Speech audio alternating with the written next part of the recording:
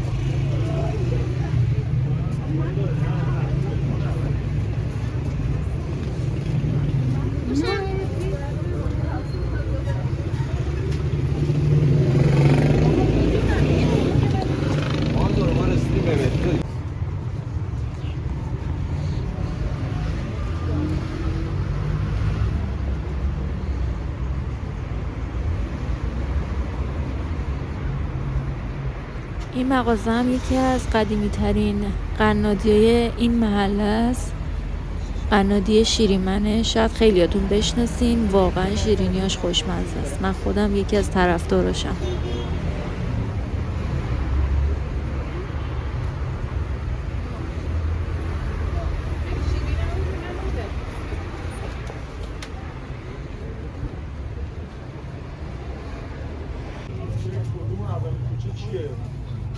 بسیار از کجا؟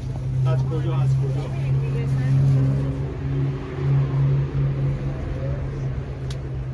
میگم از کجا بیام؟ الان من آذربایجان.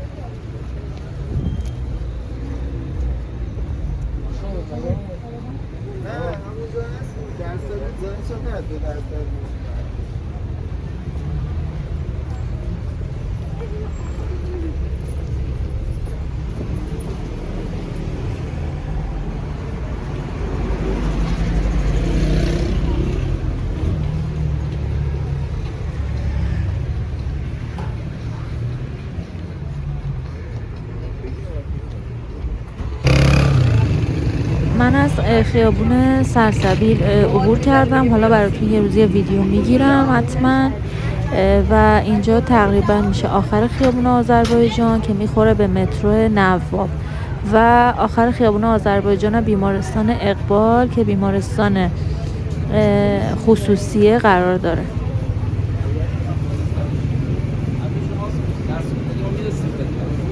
امیدوارم که از دیدن این ویدیو لذت برده باشید.